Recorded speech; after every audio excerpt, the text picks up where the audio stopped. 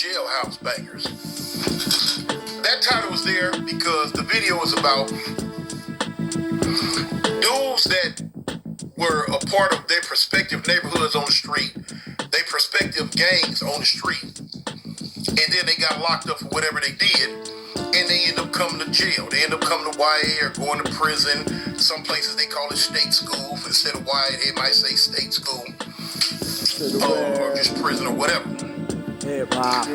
Versus the ones who come to jail and weren't a part of any gang, anything, but started gangbanging in jail.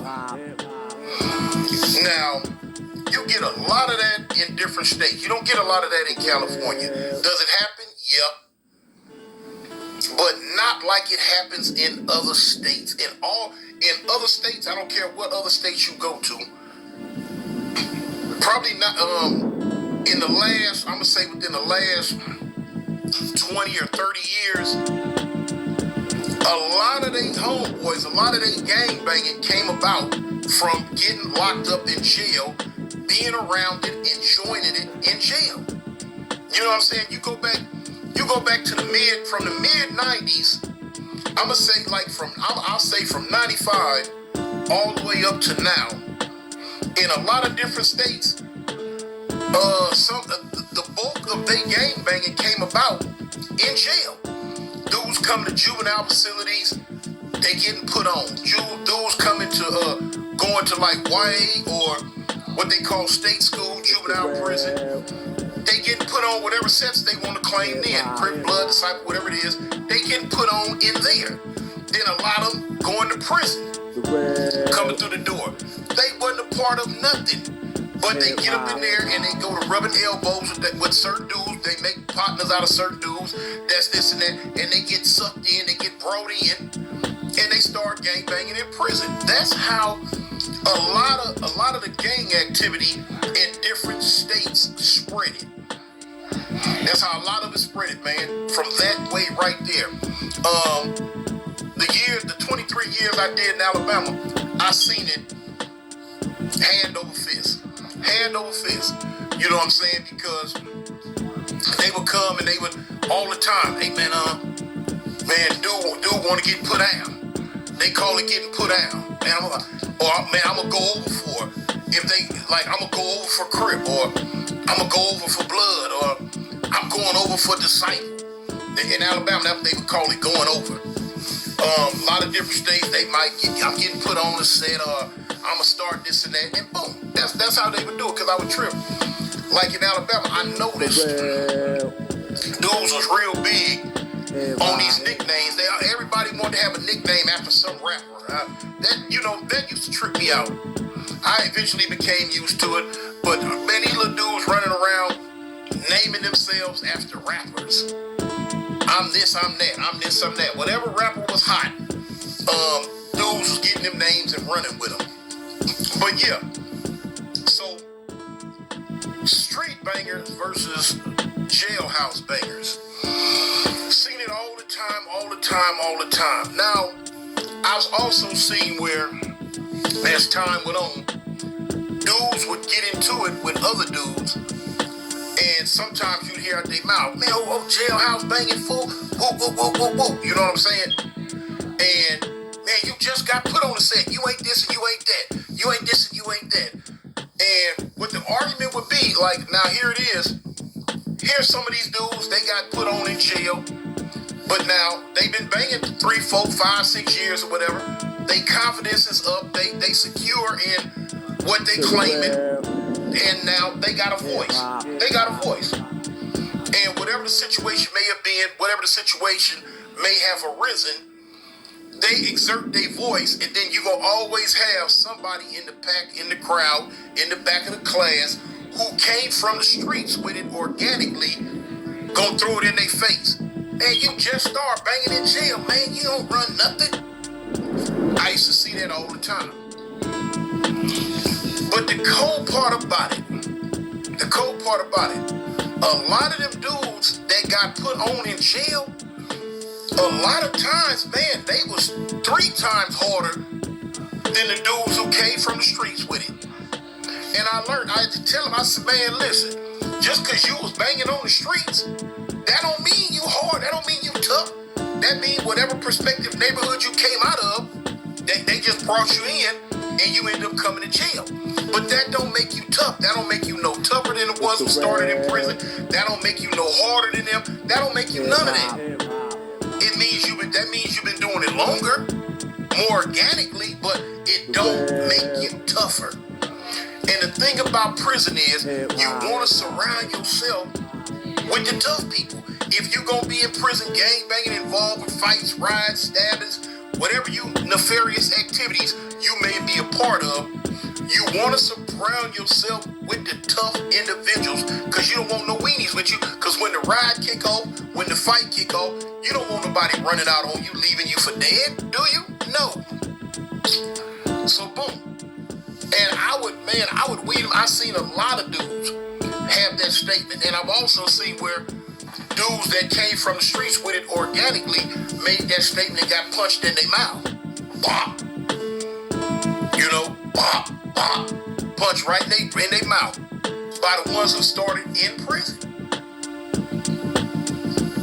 And they tucked their tail. They didn't want that drama. After that, they watched their mouth. They kept that little pink tongue of theirs.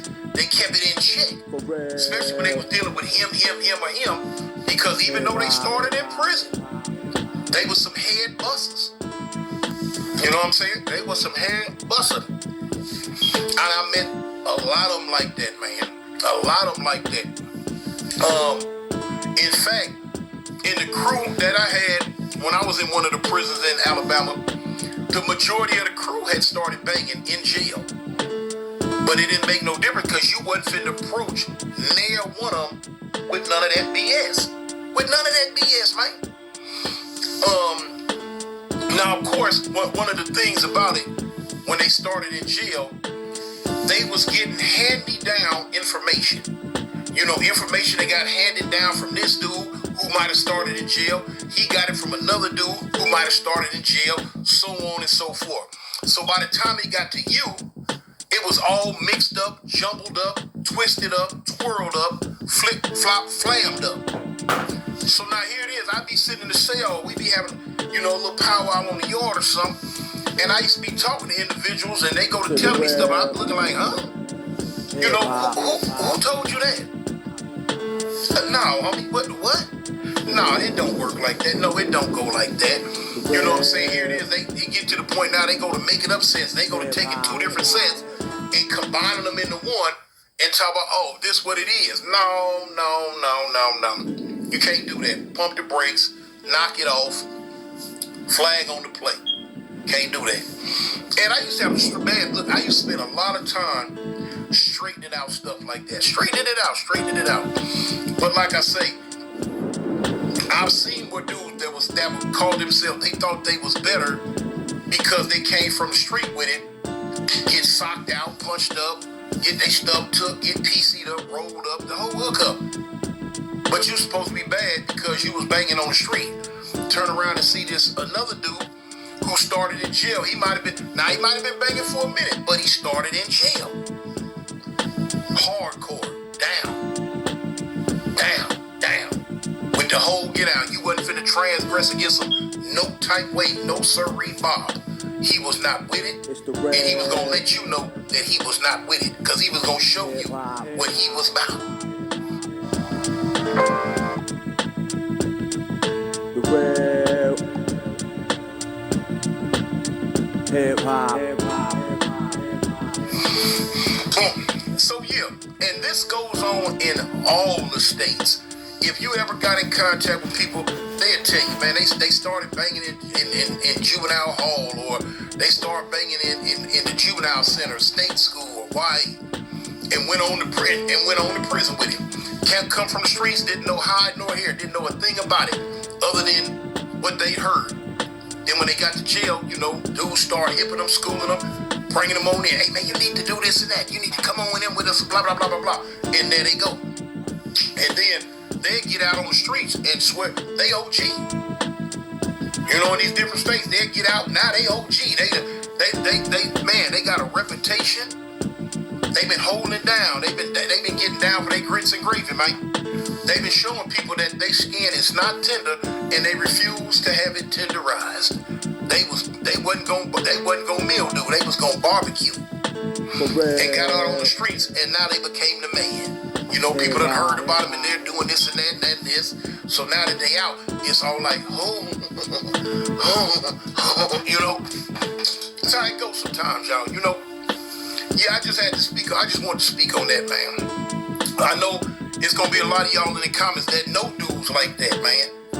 That came to jail and picked that flag up and became monsters, became the whole thing, the Don Dollars, you know.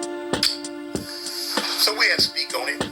But now, before we end it, I got to always tell you youngsters, man, instead of coming to jail, how about staying on the streets? Stay on the streets, man. It's much better. It's much better on the streets. And for those that do come to jail because you didn't listen, how about leave that gang stuff alone, man?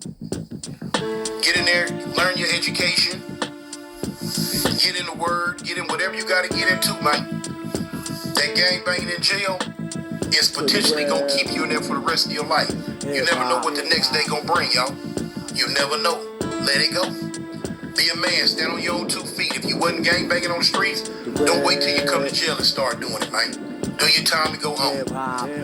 That's a word of advice from me, y'all. So in the meantime, between time, man, tell the people that you love them. And it's me, man, your big partner, Tony. I represent Jesus Christ, y'all. I'm out. Peace.